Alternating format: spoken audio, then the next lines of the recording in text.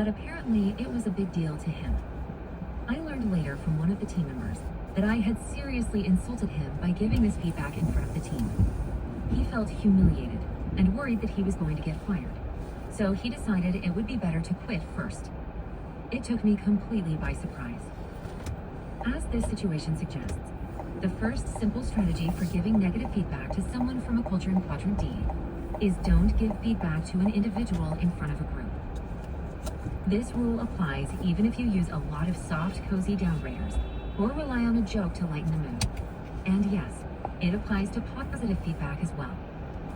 In many cultures that are less individualistic than the United States, it might be embarrassing to be singled out for positive praise in front of others.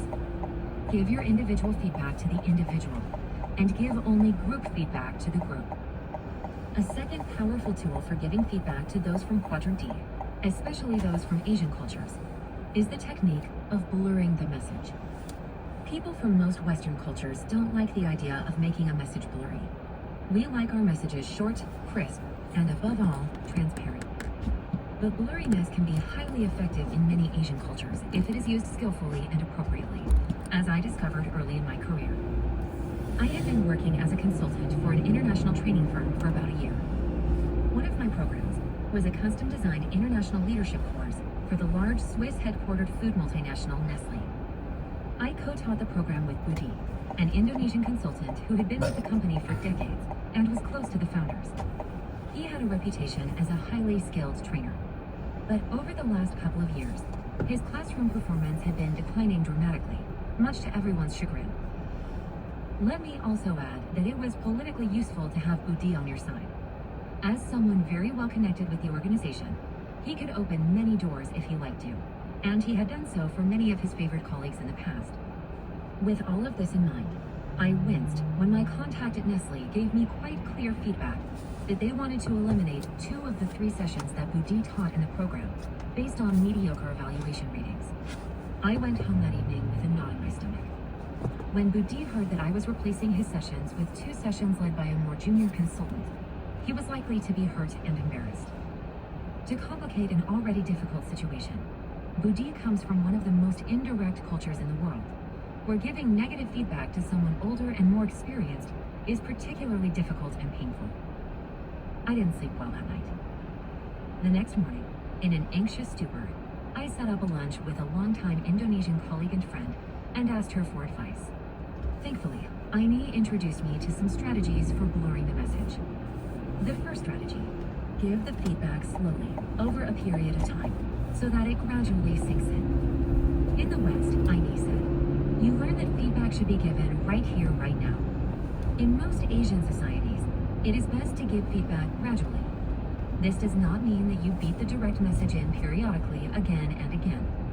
Rather, it means that you make small references to the changes that need to be made gently, gradually building a clear picture as to what should be done differently. With Aini's guidance, I composed a first email to Budi, alluding to the fact that I would need to redesign the program in future months based on the feedback of the participants, and that this would have an impact on his sessions. I mentioned that I needed to focus more on topic X, which meant we would have less time for topic Y. Budi responded kindly, saying that he would be pleased to discuss it with me when he was in Paris later that month. Budi and I spoke by phone the week before his visit to Paris, and I mentioned that I would be sending the most recent client feedback so that he could see it before our meeting. I indicated that the program would be reworked entirely, and that I would also be inviting our junior colleague to teach in some sessions. Bit by bit, Budi was beginning to get the picture. This led to Aini's second strategy: use food and drink to blur an unpleasant message. Aini told me, if I have to provide criticism to someone on my staff, I am not going to call them into my office. If I do, I know that they are going to be listening to my message with all of their senses, and any message I provide will be greatly amplified in their minds. Instead, I might invite them out to lunch. Once we are relaxed, this is a good time to give feedback. We don't make reference to it in the office the next day or the next week, but the feedback has been passed, and the receiver is now able to take action without humiliation or breaking the harmony between the two parties. In Japan, Thailand, Korea, China, or Indonesia, the same strategy applies. This would be an easy rule to apply. I told Udi that when he was in Paris, I would love to have lunch with him at my favorite new restaurant near the Champs-Élysées, where I knew he would love the black squid pasta. Aine's third and final piece of strategy baffled me at first. She urged me, say the good and leave out the bad. Was Aine suggesting that I could pass the negative message without saying it at all, via telepathy? Aine explained by using an example. A while back, one of my Indonesian colleagues sent me a set of 4 documents to read and review. The last 2 documents he must have finished in a hurry, because they were very sloppy in comparison to the first 2. When he called to ask for my reaction, I told him that the first 2 papers were excellent. I focused on these documents only, outlining why they were so effective. I didn't need to mention the sloppy documents, which would have been uncomfortable for both of us. He got the message clearly, and I didn't even need to bring up the negative aspects. Well, I understood the concept, although the execution for someone from Two Harbors, Minnesota was not easy. The next week, I met Udi at the Italian bistro I had told him about. After 45 minutes of catching up over delicious artichoke hearts and sun-dried tomato antipasti, the moment of truth had come. Say the good, leave out the bad, I reminded myself, easing gently into the subject, my heart beating just a little faster than normal. Udi, I began, your first session is very much appreciated. Although I am redesigning the program, I definitely do not want to touch this session. In fact, I thought I might build on your first session by working with our junior colleague on Tuesday morning session. Udi replied, that sounds great, Aaron. I much prefer to have a shorter amount of presentation time with a really big impact. And if that works for the program, it works for me. Hallelujah! Not a moment of discomfort. I had somehow managed to pass the message without ever giving the criticism explicitly. Thank you, Aine. Here is one final warning for anyone working with people from a Quadrant D culture. While indirect feedback is the norm, it is quite possible for a boss to give scathing negative feedback to an employee while remaining entirely within the realm of the appropriate. In these cases, the strongly hierarchical tendencies found in many Quadrant D cultures trump their indirect feedback patterns. Thus, it is not unheard of for a boss in Korea to berate an employee publicly, or for an Indian boss to bark criticism to their staff in a way that shocks and silences any Europeans or Americans within earshot.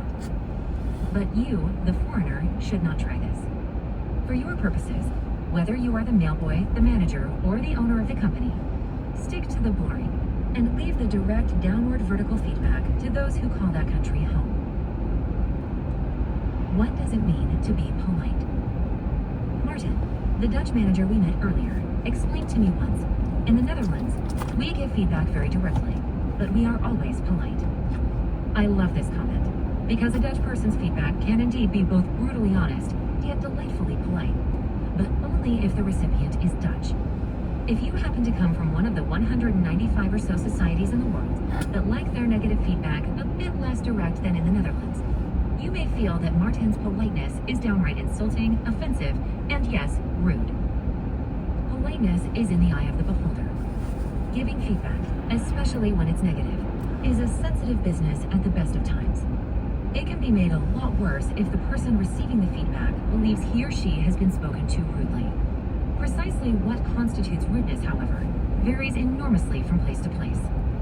The sophisticated global manager learns how to adapt, to alter his behavior a bit, to practice humility, to test the waters before speaking up, to assume goodwill on the part of others, and to invest time and energy in building good relationships. With a little luck and skill, it's possible to be perceived as equally polite in Amsterdam, Jakarta, Moscow, Buenos Aires, Paris, or Two Harbors, Minnesota. 3. Why versus how? The art of persuasion in a multicultural world. The art of persuasion is one of the most crucial business skills.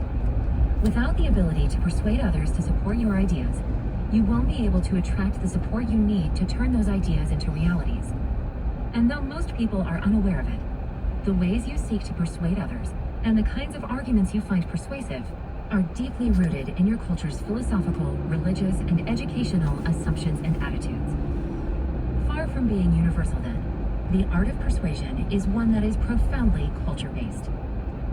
That was the hard lesson learned by Carol Williams, an American engineer newly working as a research manager for a German firm in the automotive industry. As one of the leading experts in her field, Williams had extensive experience presenting recommendations and influencing her American colleagues to follow her ideas. But when Williams began working in a German environment, she didn't realize that being persuasive would require a different approach. When I think back to my first presentation to my new German bosses, I wish I had understood the difference and hadn't let their feedback get under my skin. If I had held my cool, I might have been able to salvage the situation. Williams had faced many challenges in her career. Before taking the job with the German firm, she worked for an Australian company from her home office in Boston, traveling frequently to the Sydney headquarters to give presentations and offer advice. A lot of my job relies on my ability to sell my ideas and influence my internal clients to take the best path, she explains. I'm good at what I do, but I hate constant long-distance travel. When offered a similar position working for a German auto supplier, I jumped at the opportunity for shorter travel distances. Williams' first project was providing technical advice on how to reduce carbon emissions from one of the group's green car models. After visiting several automotive plants, observing the systems and processes there, and meeting with dozens of experts and end users, Williams developed a set of recommendations that she felt would meet the company's strategic and budgetary goals. She traveled to Munich to give a 1-hour presentation to the decision makers, a group of German directors. It was my first internal presentation, and its success would be important for my reputation, Williams recalls. In preparation for the meeting, Williams thought carefully about how to give the most persuasive presentation, practicing her arguments, anticipating questions that might arise, and preparing responses to those questions. Williams delivered her presentation in a small auditorium with the directors seated in rows of upholstered chairs. She began by getting right to the point, explaining the strategies she would recommend based on her findings.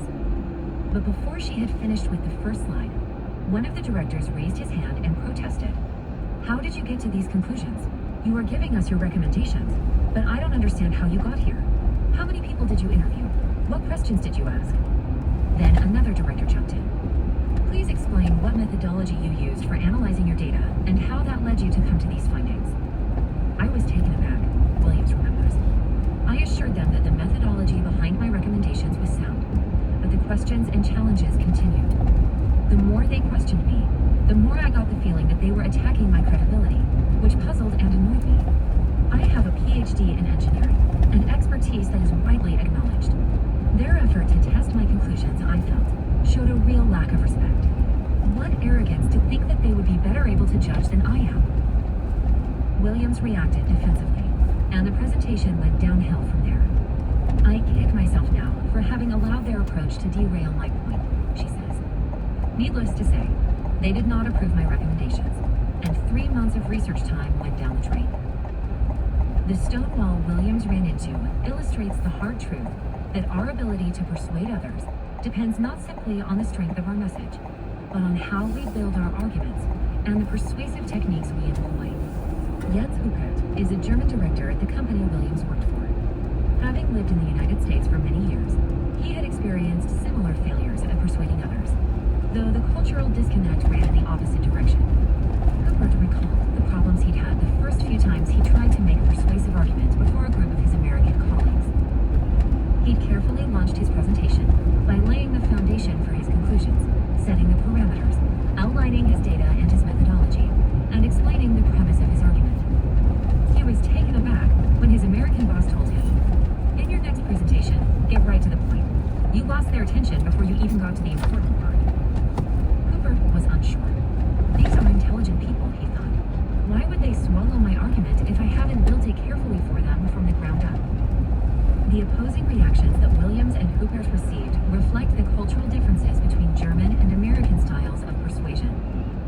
The approach taken by the Germans is based on a specific style of reasoning that is deeply ingrained in the cultural psyche. Huppert explains, "In Germany, we try to understand the theoretical concept before adapting it to the practical situation. To understand something, we first want to analyze all of the conceptual data before coming to a conclusion. When colleagues from cultures like the US or the UK make presentations to us, we don't realize that they were taught to think differently from us. So when they begin by presenting conclusions and recommendations without setting up the parameters and how they got to those conclusions, it can actually shock us. We may feel insulted. Do they think we are stupid, that we will just swallow anything? Or we may question whether their decision was well thought out. This reaction is based on our deep-seated belief that you cannot come to a conclusion without first defining the parameters. Rupert's time in the United States taught him that Americans have a very different approach. They focus on practicalities rather than theory, so they are much more likely to begin with their recommendations. Unfortunately, this reasoning method can backfire when making presentations to an audience whose method of thinking is the opposite, as Carol Williams discovered. 2 styles of reasoning: principles first versus applications first. Principles first reasoning, sometimes referred to as deductive reasoning, derives conclusions or facts from general principles or concepts. For example, we may start with a general principle like, all men are mortal. Then we move to a more specific example. Justin Bieber is a man. This leads us to the conclusion, Justin Bieber will eventually die. Similarly, we may start with the general principle, everything made of copper conducts electricity. Then we show that the old statue of a leprechaun your grandmother left you is 100% copper. Based on these points, we can arrive at the conclusion, your grandmother's statue will conduct electricity. In both examples, we started with the general principle and moved from it to a practical conclusion. On the other hand, with applications first reasoning, sometimes called inductive reasoning, general conclusions are reached based on a pattern of factual observations from the real world. For example, if you travel to my hometown in Minnesota 100 times during January and February, and you observe every visit that the temperature is considerably below zero, you will conclude that Minnesota winters are cold, and that a winter visit to Minnesota calls for a warm coat, as well as a scarf, wool hat, gloves, and ear warmers. In this case, you observe data from the real world, and based on these empirical observations, you draw broader conclusions. Most people are capable of practicing both principles first and applications first reasoning, but your habitual pattern of reasoning is heavily influenced by the kind of thinking emphasized in your culture's educational structure. As a result, you can quickly run into problems when working with people who are most accustomed to other modes of reasoning. Take math class as an example. In a course using the applications first method, you first learn the formula and practice applying it. After seeing how this formula leads to the right answer again and again, you then move on to understand the concept or principle underpinning it. This means you may spend 80% of your time focusing on the concrete tool and how to apply it, and only 20% of your time considering its conceptual or theoretical explanation. School systems in Anglo-Saxon countries tend to emphasize this method of teaching. By contrast, in a principles first math class, you first prove the general principle, and only then use it to develop a concrete formula that can be applied to various problems. As a French manager once told me, we had to calculate the value of pi as a class before we used pi in a formula. In this kind of math class, you may spend 80% of your time focusing on the concepts or theories underpinning the general mathematical principles, and only 20% of your time applying those principles to concrete problems. School systems in Latin Europe, France, Italy, Spain, Portugal, the Germanic countries, Germany, Austria, and Latin America, Mexico, Brazil, Argentina, tend to emphasize this method of teaching. I felt the full force of the applications first method when I studied Russian in my American high school. We walked into Mr. Tarasov's class on the first day of school, and he immediately fired questions at us in Russian. We didn't understand a thing, but gradually we started to understand, and after a few lessons, we began to speak, putting words together any which way we could. Then, with Mr. Tarasov's guidance, we began using sentences whose structure we did not understand to create a conceptual grammatical framework. By contrast, in a principles first language class, learning starts with understanding the grammatical principles underpinning the language structure. Once you have a solid initial grasp of the grammar and vocabulary, you begin to practice using the language. This is the way my husband learned English in his French school, and, ironically, his knowledge of English grammar is far superior to that of many Americans. The disadvantage is that students spend less time practicing the language, which may mean they write it better than they speak it. In business, as in school, people from principles first cultures generally want to understand the why behind their boss's request before they move to action. Meanwhile, applications first learners tend to focus less on the why and more on the how. One of the most common frustrations among French employees with American bosses is that the American tells them what to do without explaining why they need to do it. From the French perspective, this can feel demotivating, even disrespectful. By contrast, American bosses may feel that French workers are uncooperative because instead of acting quickly, they always ask why, and are not ready to act until they have received a suitable response. Country positions on the persuading scale. In general, Anglo-Saxon cultures like the United States, the United Kingdom, Australia, Canada, and New Zealand tend to fall to the far right on the persuading scale, as seen in Figure 3.1 in the PDF accompanying this audiobook, where applications first cultures are clustered. As we move across the scale, there's a Nordic cluster, where we find Scandinavia and the Netherlands. Latin American and Germanic cultures are considerably more principles first than the United States, but much less so than their Latin European cousins, so we put them around the middle of the scale. France, Russia, and Belgium appear on the principles first side of the scale. As always, remember the importance of cultural relativity. Where a given country falls on the scale matters less than where two cultures fall relative to one another. The British tilt rather far toward the applications first end of the scale, but Yasser Tawfik, an Egyptian manager for Merck Pharmaceuticals, has this to say about his experience of studying in both the United Kingdom and the United States. In the UK, the learning was all about concept. Only after we struggled through the theoretical did we get to the practical application. The US was exactly the opposite. Even before I attended a course, I was already given a case study as pre-work, an example of practical application. In the classroom, it was all about the 3 L's of leadership, or the 6 C's of customer satisfaction. From moment one, we were immersed in practical solutions and examples of how to apply the solutions. Compared with other European cultures, the United Kingdom is quite applications first. But when the United Kingdom is measured against the United States, it appears strongly principles first, a vivid illustration of the power of cultural relativity to shape our perceptions. You may be wondering where the Asian cultures fall on the persuading scale, since they don't appear in the diagram. Actually, the view of the world most common in Asian cultures is so different from that of European-influenced cultures that an entirely different frame of reference, unrelated to the persuading scale, comes into play. We'll discuss that uniquely Asian perspective later in this chapter. When philosophy meets business. Different cultures have different systems for learning, in part because of the philosophers who influenced the approach to intellectual life in general, and science in particular. Although Aristotle, a Greek, is credited with articulating applications-first thinking, induction, it was British thinkers, including Roger Bacon in the 13th century and Francis Bacon in the 16th century, who popularized these methodologies among modern scholars and scientists. Later, Americans, with their pioneer mentality and disinclination toward theoretical learning, came to be even more applications first than the British. By contrast, philosophy on the European continent has been largely driven by principles first approaches. In the 17th century, Frenchman René Descartes spelled out a method of principles first reasoning, in which the scientist first formulates a hypothesis, then seeks evidence to prove or disprove it. Descartes was deeply skeptical of data based on mere observation, and sought a deeper understanding of underlying principles. In the 19th century, the German Friedrich Hegel introduced the dialectic model of deduction, which reigns supreme in schools in Latin and Germanic countries. The Hegelian dialectic begins with a thesis, or foundational argument. This is opposed by an antithesis, or conflicting argument, and the two are then reconciled in a synthesis.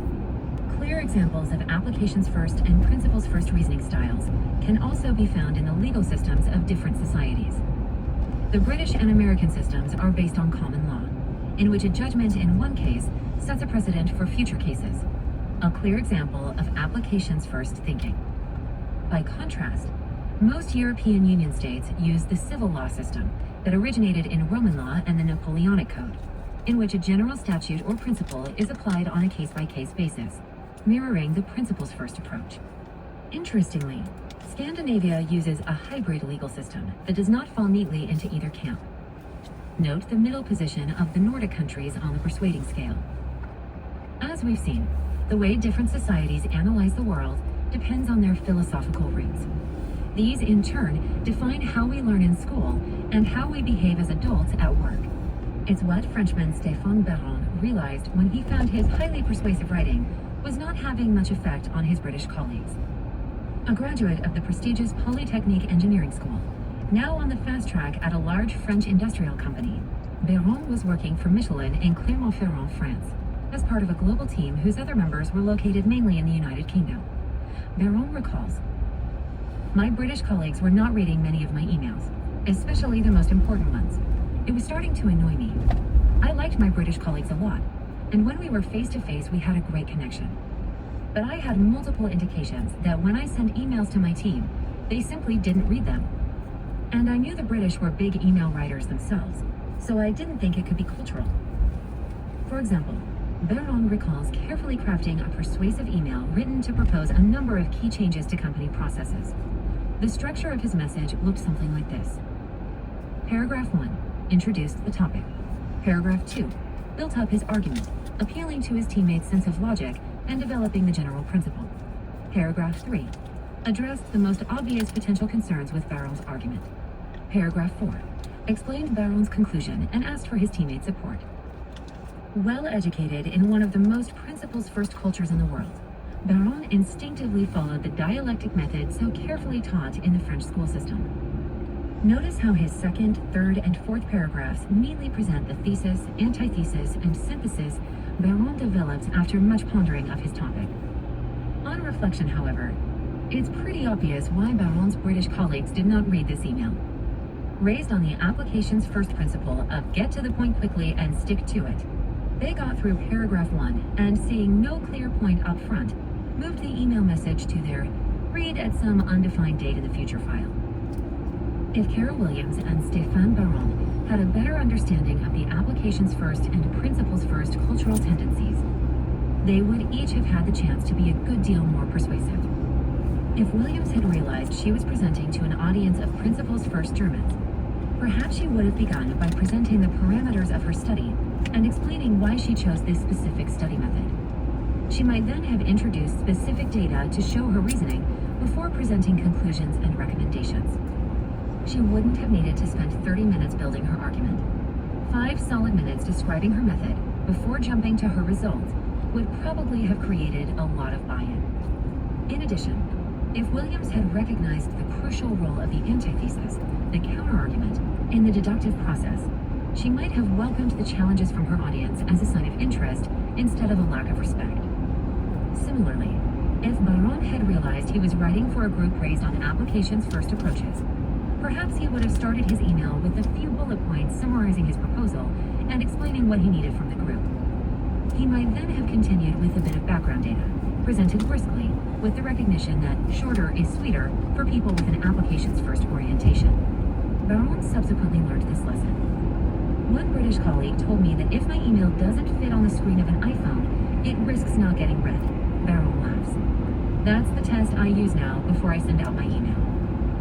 The moral is clear. Presenting to Londoners or New Yorkers, get to the point and stick to it. Presenting to French, Spaniards, or Germans, spend more time setting the parameters and explaining the background before jumping to your conclusion. Strategies for persuading across cultures. Effective leadership often relies on the ability to persuade others to change their systems, adopt new methods of working, or adjust to new trends in markets, technologies, or business models. So if you are a manager of a team whose members come from a culture different from your own, learning to adapt your persuasive technique to your audience can be crucial.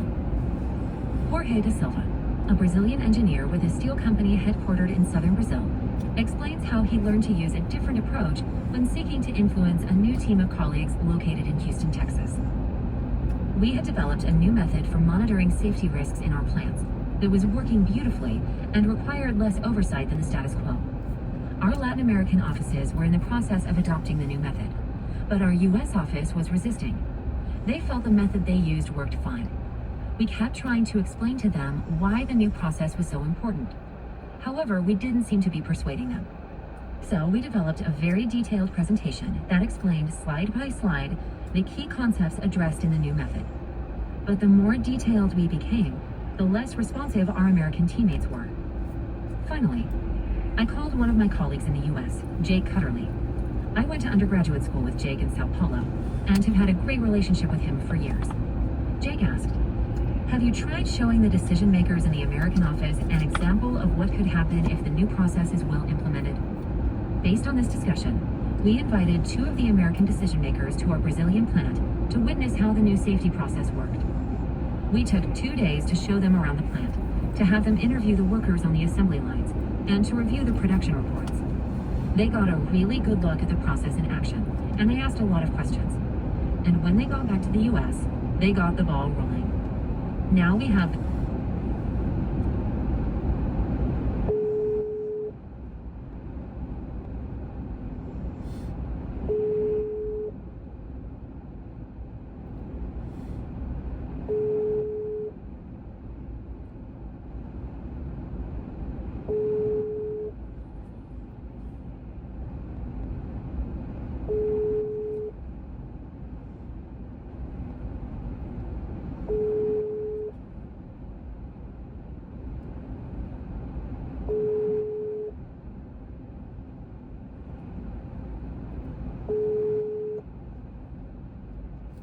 the same safety process in the US that we have in Brazil. I learned my lesson. What is persuasive in Brazil may not be persuasive in an American environment. As De Silva learned, applications-first thinkers like to receive practical examples up front. They will extract learning from these examples. In the same vein, applications-first learners are used to the case method, whereby they first read a case study describing a real-life story about a business problem and its solution, and then induce general lessons from it.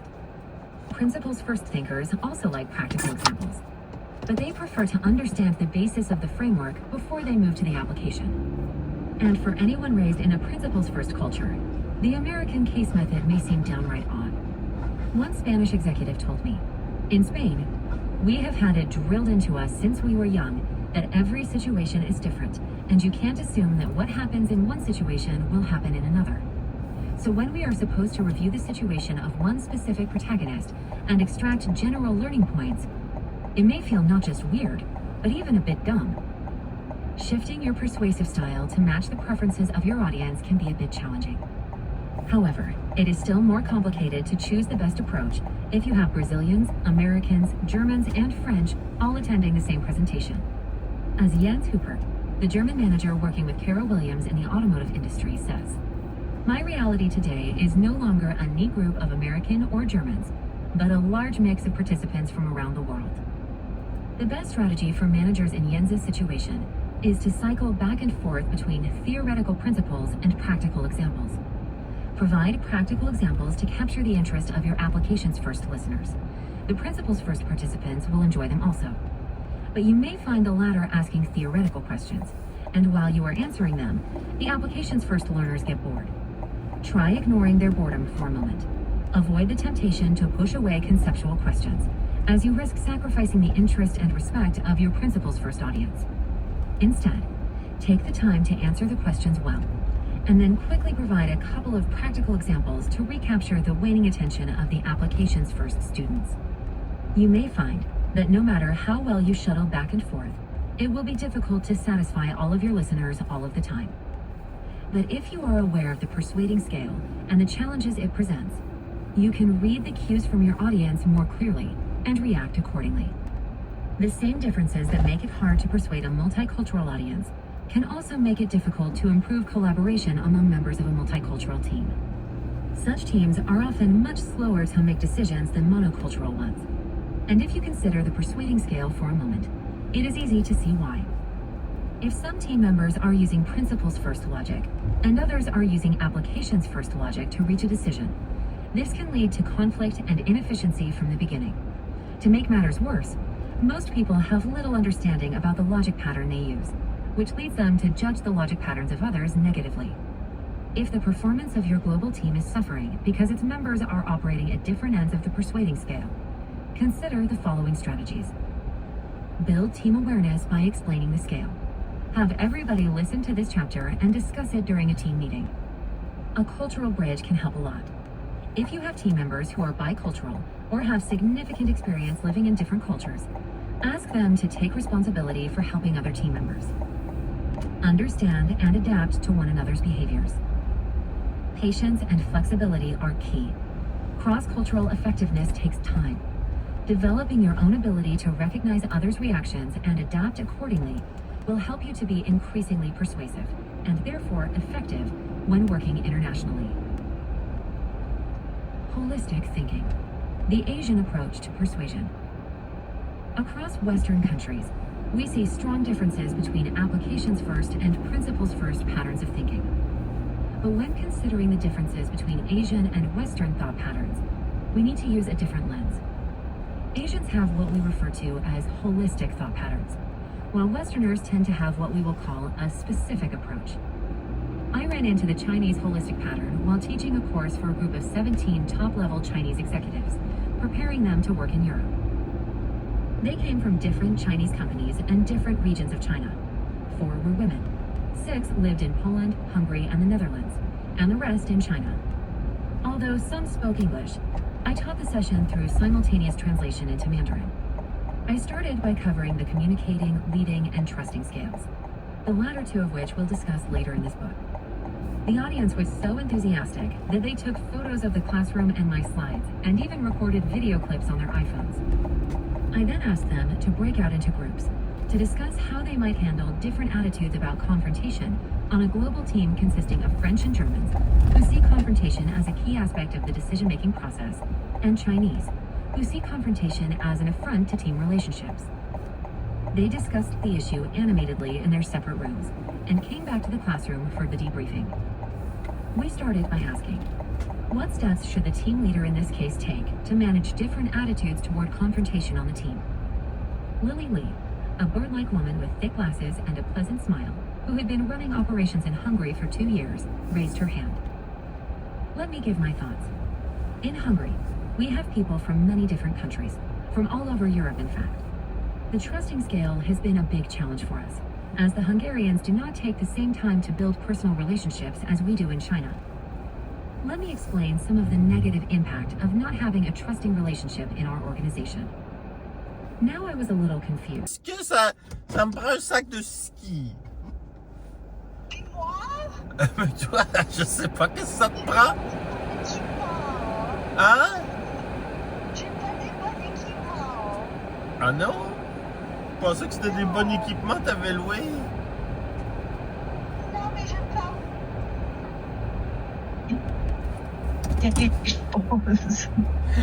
T'es très pancake, hein? Non! Oui, t'es très pancake. Oui! Et oui, très, très pancake. Ok, as-tu d'autres choses à me dire? Sinon, je vais te laisser pour continuer de travailler. J'ai eu une idée. Quoi? Non, je te le dis pas. Oui, dis-moi.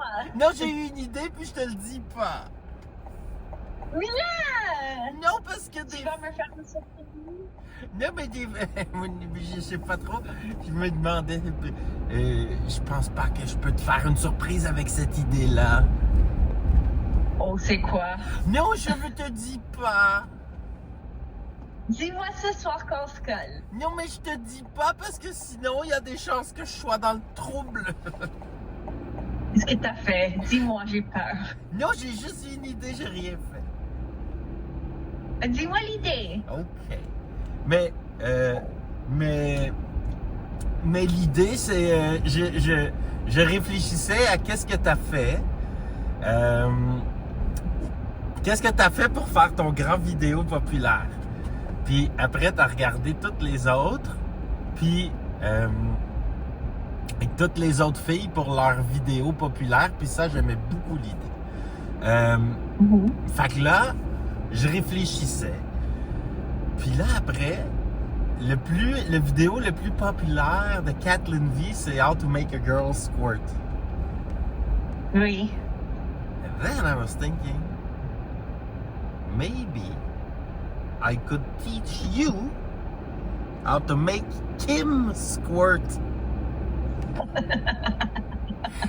People would love to see you learn that, and that would be, it's like behind a paid wall. So let's say it's the first video of her OnlyFans, or just a course, whatever. Behind a paid wall, okay, whatever, that we can decide later.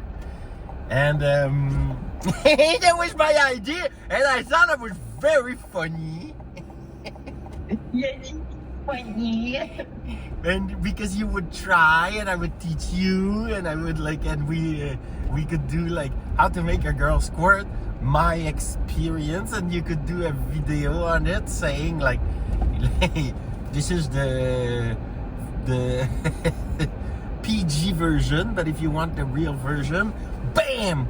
And I think we could make $1 million. Probably. Let me think about it, okay? Yes, think about it, because also, like, I want to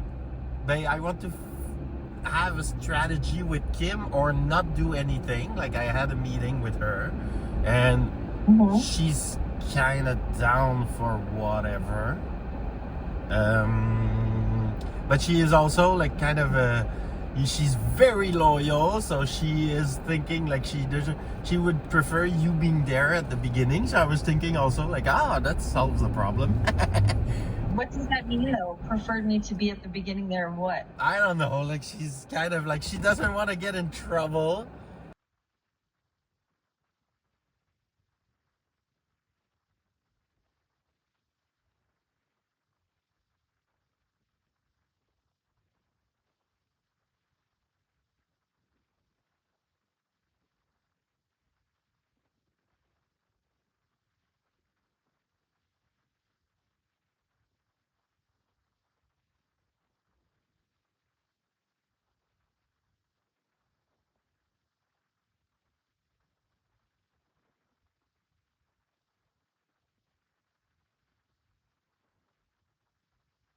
Marathon. What is she training for? Half a marathon, demi-marathon. Ah, no. Good for her. Ouais. Puis elle finit dans 5 semaines, là, ça va être, c'est le moment de vérité, là, elle va appliquer. Là. Ça, Okay. she has a second doctorat in 5 weeks. I guess that's cool that she's running. So her and Nick are running together now? Yeah, I guess, but Nick took the kid to his sister, and like she's running there. That's cool. Oh, cool. Yes. Fait que c'est ça, on s'est fait interrompre. Qu'est-ce que t'en penses de mon idée? Il faut que j'en pense. Je sais pas encore. Ok. Je vais penser. Pense-y. Pense-y, puis on en jase, parce que si on fait un deal avec Kim, il faut savoir quel deal puis quoi. Puis si au pire on fait pas de deal, c'est bien correct. Wait, hold on 1 second, okay? Attends. Yeah.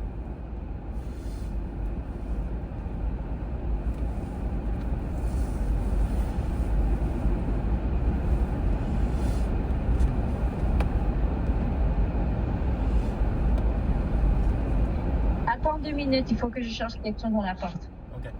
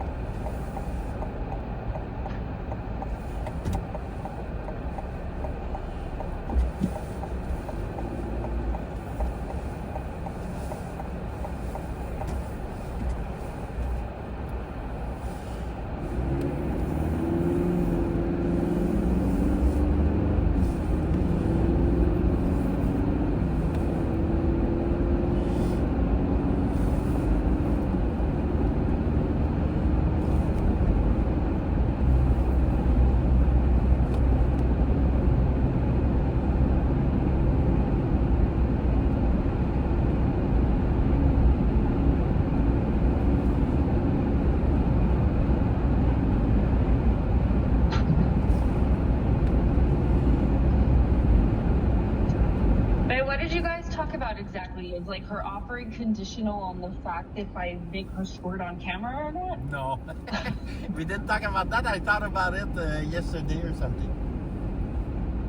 But what did you guys talk about? Is it still like, oh, there's this, and she's like, yeah, I'm down for whatever, but like nothing really specific you guys talked about?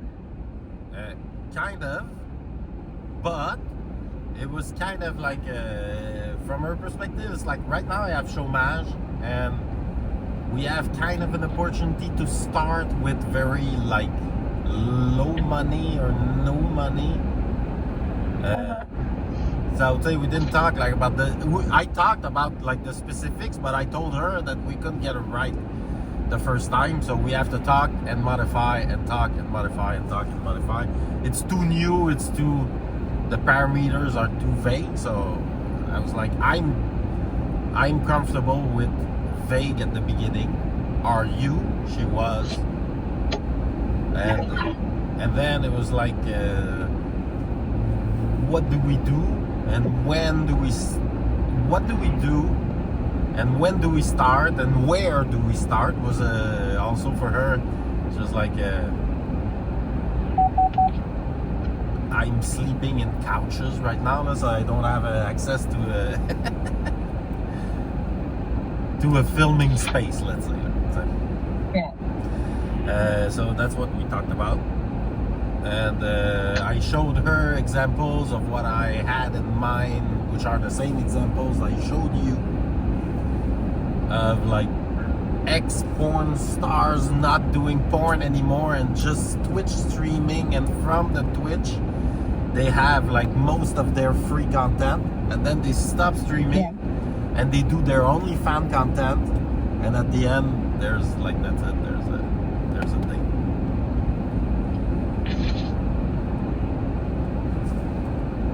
So you want her to start doing porn and then move on to that, or No, like, I don't want to produce porn, but like if they get to know her and now they get the people have access to an OnlyFans, that's what the porn star who are not doing porn are doing now.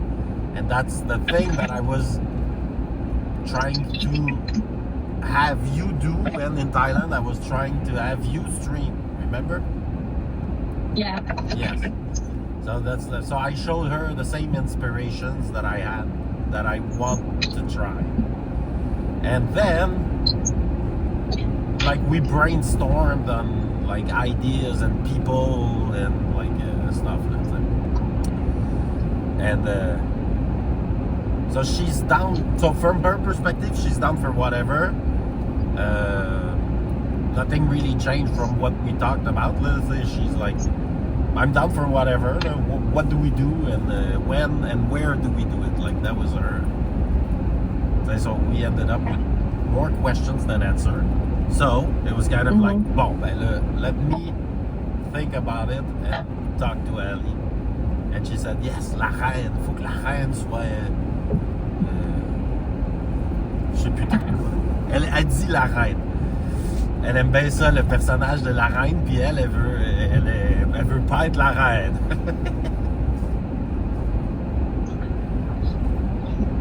So she's basically just like, you guys tell me what to do. I don't want to think of anything, and like, you just tell me what to do and I'll do it. Kind of.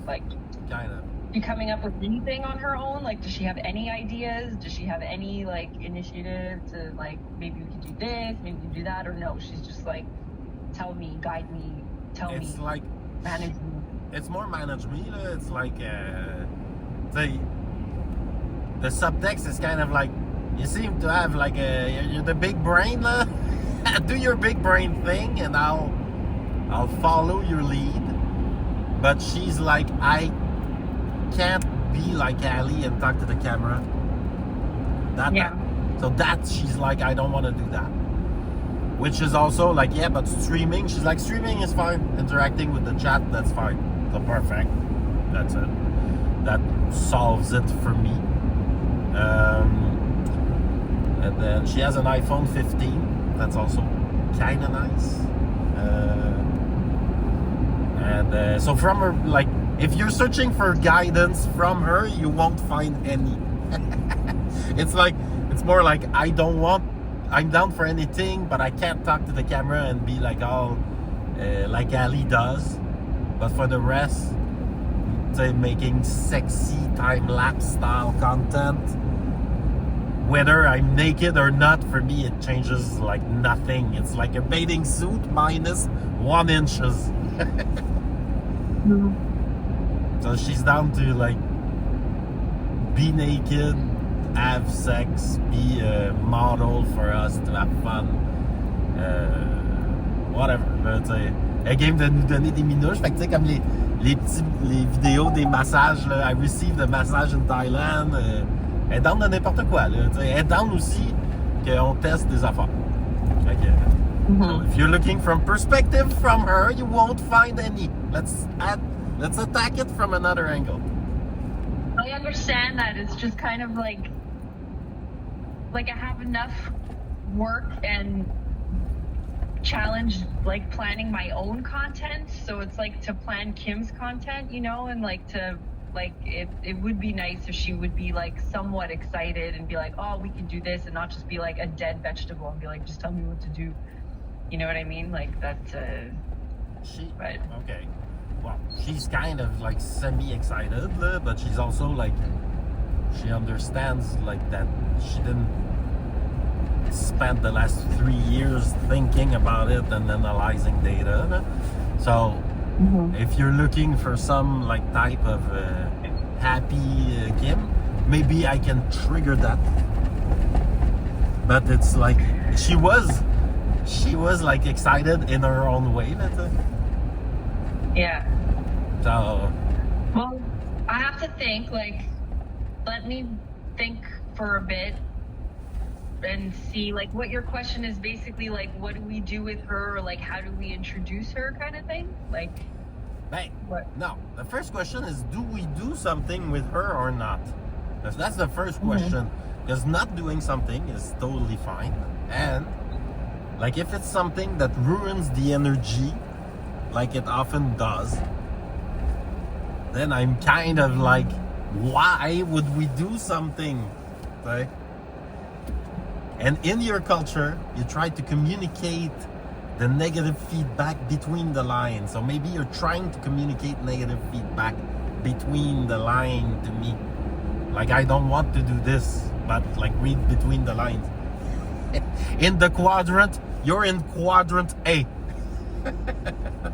Well, I don't want to, like, be pressured to, like, have to make her squirt on camera and make out with her and all this shit just for the sake of, like, making content and getting views, you know? So I want to make sure that's clear. Yeah, but I was not pressuring you, by the way. I know, but I I'm was just putting that pitching out there idea that to you.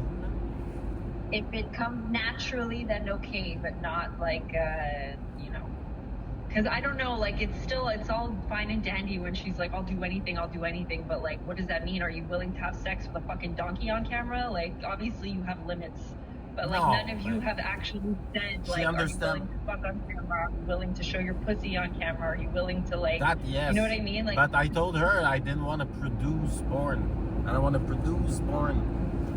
So I'm not going down that road. It's like 2 people fucking, and there's camera angles and editing and shit. I don't want to produce porn. Plus, everybody produces porn.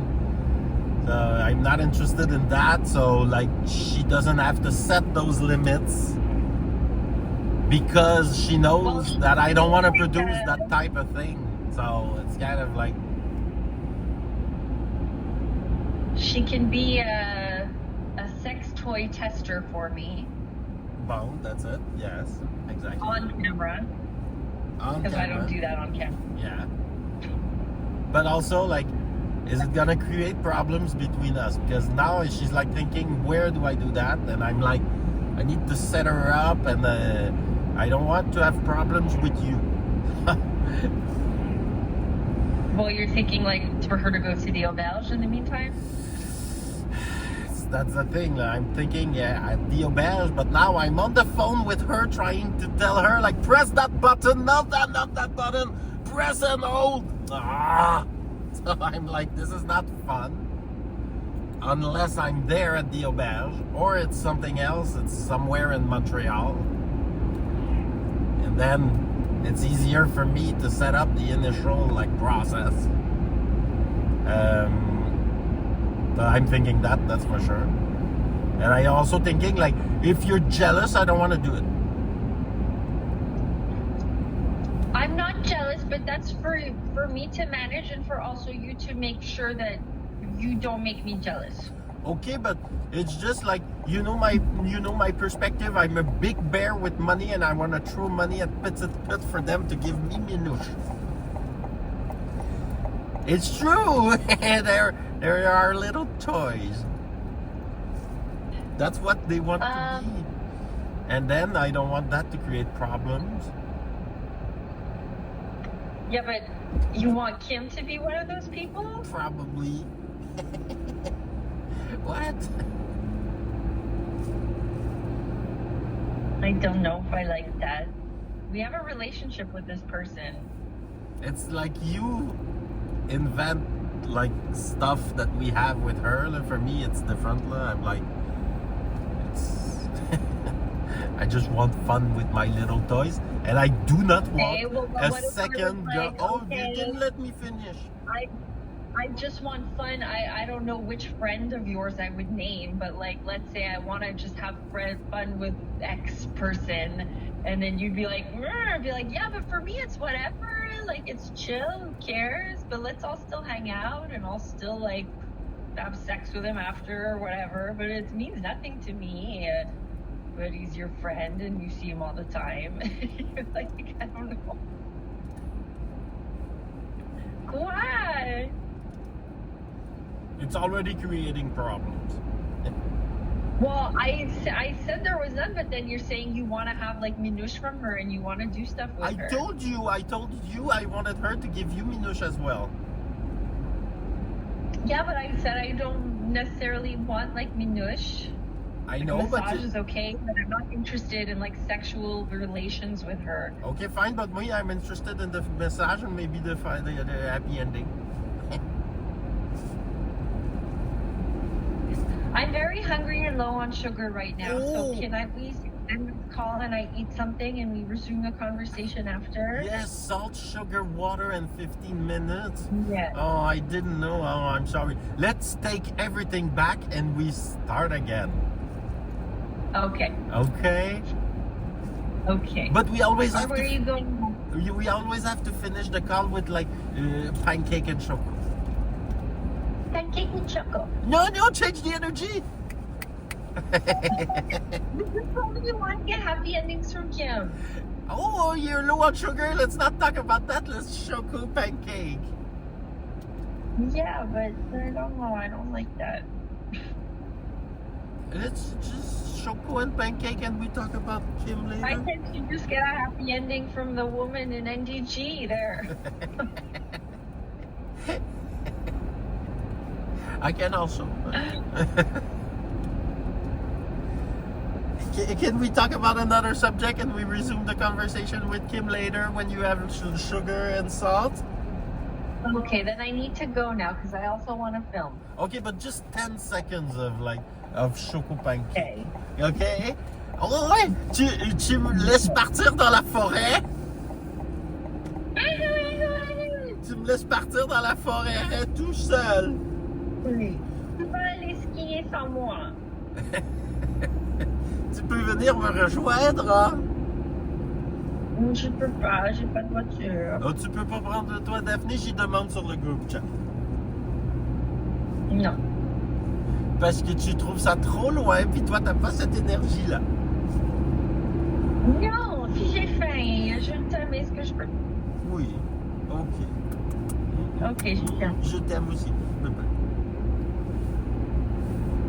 Closer to my ear to make sure I was hearing the translator correctly. Lily Lee continued to talk for several minutes about trust, hierarchy, and her experiences in Hungary, and the Chinese participants listened carefully. After several long minutes of interesting comments that had, from my perspective, absolutely zero to do with the question I'd asked, Lily Lee came to the point. In this case, if the team leader had spent more time helping the team build relationships outside of the office, That would have been very helpful during the meeting. The team would have been much more comfortable dealing with open debate and direct confrontation if the relationships on the team had been stronger. Then another participant, Mr. Deng, raised his hand. I restated the specific question. What steps should the team leader in this case take to manage different attitudes toward confrontation on the team? Mr. Deng began. Let me give my perspective. I have been working in the technology industry for many years. In my company, we have lots of young people who are very eager and hardworking. Yet hierarchy is still strong in our company. During a meeting, if a young person is asked a question, he will look to his boss first to see if the boss's face indicates approval. If the boss approves, the younger employee will also express approval. By now, I was thinking to myself, Mr. Deng, please don't forget the question. After several long minutes worth of comments about the role of hierarchy in his own organization, Mr. Deng observed, on a global team, such as in this case, Chinese employees may confront their colleagues, but they will certainly never confront the boss. The team leader could remove himself from the meetings in order to allow for more comfortable discussions amongst his team members.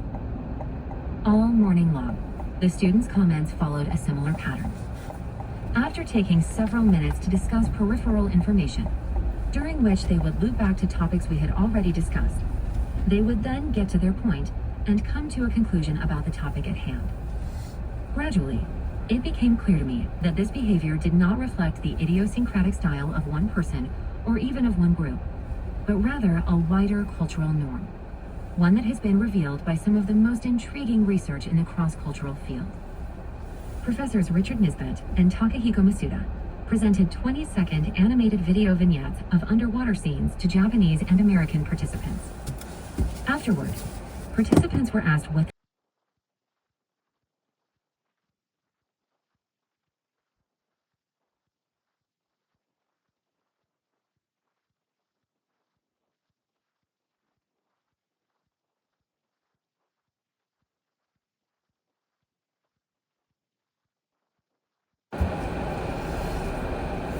Hello! Oui, je suis passé. Ouais, c'est beau, hein?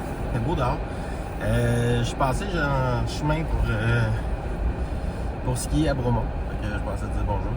Mais on va se reprendre. J'ai ma passe de soir, fait que je risque de skier à Bromont souvent.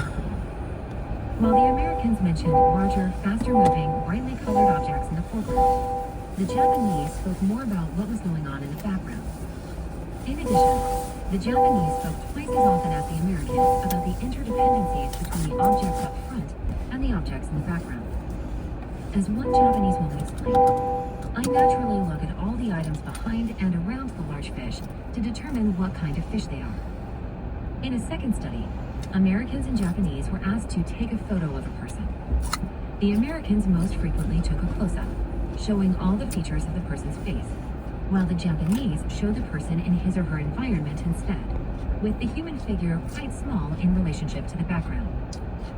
In a third study, Nisbet and Masuda asked American and Taiwanese students to read narratives and watch videos of silent comedies. For example, a film about a day in the life of a woman, during which circumstances conspire to prevent her from getting to work, and then to summarize them. In their summaries, the Americans made about 30% more statements referring to the central figures of the stories than their Taiwanese counterparts did. Notice the common pattern in all three studies. The Americans focus on individual figures separate from their environment, while the Asians give more attention to backgrounds and to the links between these backgrounds and the central figures. I have found these tendencies to be borne out in my own interviews with groups of multicultural managers. While Western European and Anglo-Saxon managers generally follow the American tendencies of specific thinking patterns, East Asians respond as the Japanese and Taiwanese did in Nisbet's research. In addition, I've often watched Westerners and Asians discuss these studies. Here's a bit of dialogue taken directly from a classroom debate about the photo study. Western participant. But the instruction said to take a photo of a person, and the picture on the left is a photo of a person. The picture on the right is a photo of a room. Why would the Japanese take a photo of a room when they have been asked to take a photo of a person? Asian participant. The photo on the left is not a photo of the person. It is a close-up of a face. How can I determine anything about the person by looking at it? The photo on the right is a photo of the person, the entire person, including surrounding elements so you can determine something about that person. Why would the Americans take a close-up of a face, which leaves out all of the important details? Perhaps it's not surprising that Westerners and Asians tend to display these different patterns of interpretation. A common tenet of Western philosophies and religions is that you can remove an item from its environment and analyze it separately. Aristotle, for example, emphasized focusing attention on a salient object. Its properties could then be assessed and the object assigned a category with the goal of finding rules that governed its behavior. For example, looking at a piece of wood floating in water, Aristotle said that it had the property of levity, while a stone falling through air had the property of gravity. He referred to the wood and the rock as if each was a separate and isolated object in its own right. Cultural theorists call this specific thinking. Chinese religions and philosophies, by contrast, have traditionally emphasized interdependencies and interconnectedness. Ancient Chinese thought was holistic, meaning that the Chinese attended to the field in which an object was located, believing that action always occurs in a field of forces that influence the action. Taoism, which influenced Buddhism and Confucianism, proposes that the universe works harmoniously, its various elements dependent upon one another. The term yin and yang, literally dark and light, describe how seemingly contrary forces are interconnected and interdependent. With this background in mind, let's reconsider my class of 17 Chinese executives. Here's a comment from one of the Chinese participants after we discussed the fish and photo research studies. Chinese people think from macro to micro, whereas Western people think from micro to macro. For example, when writing an address, the Chinese write in sequence of province, city, district, block, gate number. The Westerners do just the opposite. They start with the number of a single house and gradually work their way up to the city and state. In the same way, Chinese put the surname first, whereas the Westerners do it the other way around. And Chinese put the year before month and date. Again, it's the opposite in the West. It's easy to see how these differences in the characteristic sequence of thinking may cause difficulty or misunderstanding when people from Asian and Western cultures are involved in conversation. A typical example is that Westerners may think that the Chinese are going all around the key points without addressing them deliberately, while East Asians may experience Westerners as trying to make a decision by isolating a single factor and ignoring significant interdependencies. This difference affects how business thinking is perceived in Western and Asian cultures. In the eyes of Asian business leaders, European and American executives tend to make decisions without taking much time to consider the broader implications of their actions. As Bai Pak from the Korean motor company Kia explains, when we work with our Western colleagues, we are often taken aback by their tendency to make decisions without considering how their decisions are impacting various business units, clients, and suppliers. We feel their decisions are hasty and often ignore the surrounding impact. Increasing your effectiveness. In a specific culture, when managing a supplier or team member, people usually respond well to receiving very detailed and segmented information about what you expect of each of them. If you need to give instructions to a team member from a specific culture, focus on what that person needs to accomplish when. If you explain clearly what you need each person to work on, that allows them to hone in effectively on their specific task. In holistic cultures, if you need to motivate, manage, or persuade someone, you will be more influential if you take the time to explain the big picture and show how all the pieces fit together. When I interviewed Jacek Malецki, an unusually big man with a friendly, round face and quiet voice, he was working for Toshiba Westinghouse. He provided this example of how he had learned to manage his staff in a more holistic manner. I had recently been promoted, and for the first time, I was managing not just Europeans and Americans, but also Japanese. I have managed teams for 16 years, and I've learned over the years to do it well. When I took my first trip to meet with my Japanese staff, I managed the objective setting process like I always had. I called each person on the team into my office for a meeting. During the meeting, we discussed what each individual on the team should accomplish. I outlined each person's short-term and long-term goals and the individual bonus plan for meeting and exceeding expectations. But as Malецki later realized, his approach had not worked well for his Japanese team. If they don't understand what others are working on and how the pieces fit together, they don't feel comfortable or persuaded to move to action. Although I noticed they asked a lot of peripheral questions during the meetings, none of them actually explained to me that my approach was not ideal for them, so I went back to Poland with a false sense of comfort. When Malensky returned to Tokyo several weeks later, he saw that the way he had divided up the tasks and set individual incentives didn't match the way his team was working.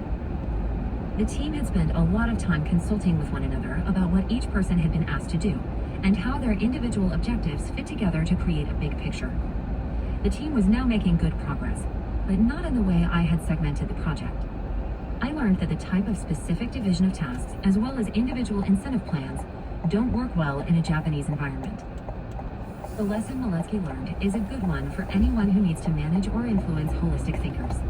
If you need to explain a project or set objectives or sell an idea to a holistic audience, begin by explaining the big picture in detail. Outline not just the overall project, but also how the parts are connected before drilling down what specifically needs to be accomplished and when.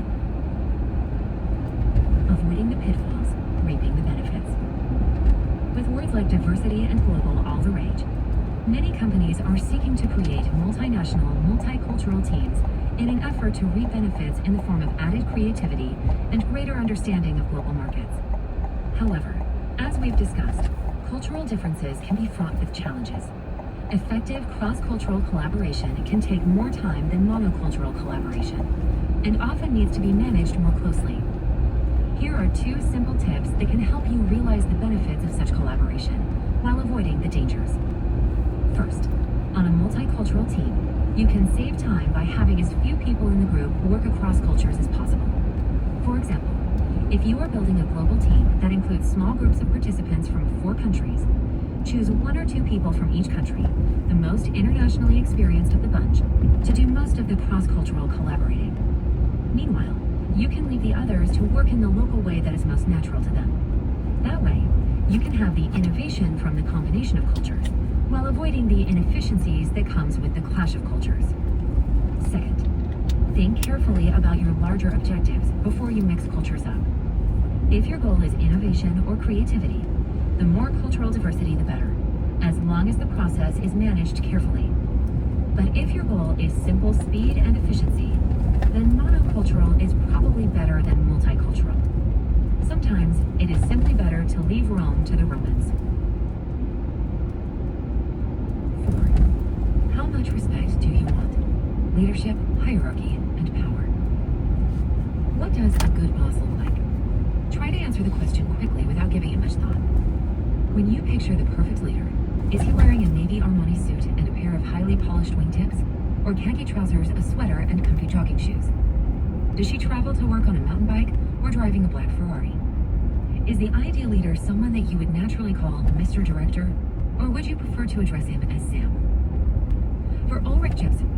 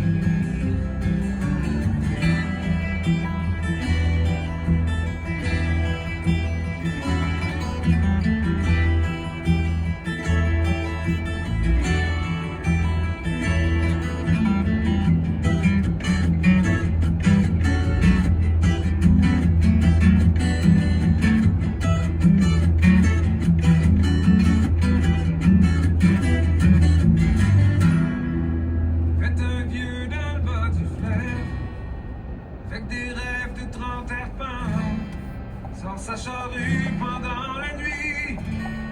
Un coup de poing, la bourse en lit. Un vieux dans le bas du fleuve, t'es caché dans le fond d'un bar. Au fond du bas du ciel, c'est qu'il y en a un qui passe par là.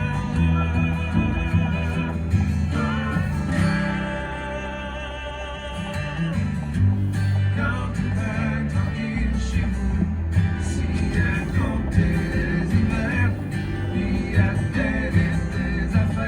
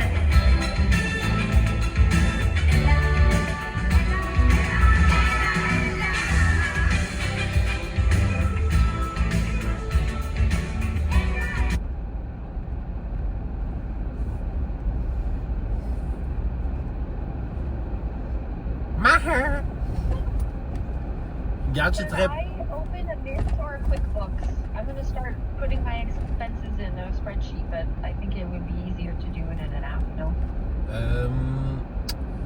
For just like for you to know, right? Yeah, well, you want me to send you an expense sheet as well, right? I don't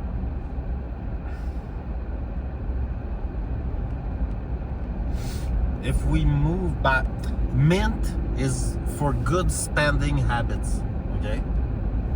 QuickBooks is for sure not the proper solution because that's for professional accounting, and you cannot do the real accounting. We have to lie. So if it's just for spending habits, it's just that. It can also be you give me the statements and the bills and I manage everything. That's it. And you don't have to do anything like that. Well, you had... I think I will open a Mint account. I think Mint is, if you want to play with something for spending habits, Mint. But it has nothing to do with like the rapport d'impôt. I know, but it's also... It's to just be organized and track everything, like you said. I think it's a good habit to have, though. I'm gonna label everything and... In Mint, yeah, like seeing what comes out of the credit card, checking that's good, and having like graph, that's also good, and it's also good to not have anything to do with the rapport d'impôt because if you lose track of it for a month, that's also fine. You get them back Okay. in a month. So a Mint account is a good idea. Okay, thank you. Ça fait plaisir, mais je sais pas, c'est une bonne idée. Ok, merci. Mais attends, je veux un petit peu d'amour. Je pense que c'est une bonne idée pour moi qui aime spam. Ah, je pense que c'est une bonne idée, ça. Because I can't, like... Ça, c'est une bonne idée. I think her and I should talk and just see... Ben, so I give you a few scenarios. C'est une très bonne idée. Soit vous parlez face à face. Soit on se parle les trois ensemble. Soit vous parlez No, en I think premier. her and I should talk a bit Okay, at first. and then we'll perfect. see. Yeah, talk to Kim. Okay. Talk to Kim. Okay, I still don't want you getting hand jobs from her. talk to Kim. It's okay, but I don't know. On se parle de tout ça après, ok? Oui, On mais va continuer la conversation. non, mais je pense que c'est une bonne idée. Genre parce que là, Ok. je peux pas continuer. Dans les circonstances actuelles, je peux pas continuer. Je peux pas. Okay. I will get in touch with her, puis après on peut parler. Je vais gager une vibe, mais je vais la parler sur WhatsApp parce que je Parle peux ce pas que avoir tu des veux. conversations avec elle. Parle ce que tu veux. OK? Ok. Ça. Talk to your lady in waiting. OK? Decide if she's hired. And if she is, Okay. she's under the umbrella of the king. Okay. And if she is not, that's fine. We'll find another one that you approve. Okay. Okay? Okay.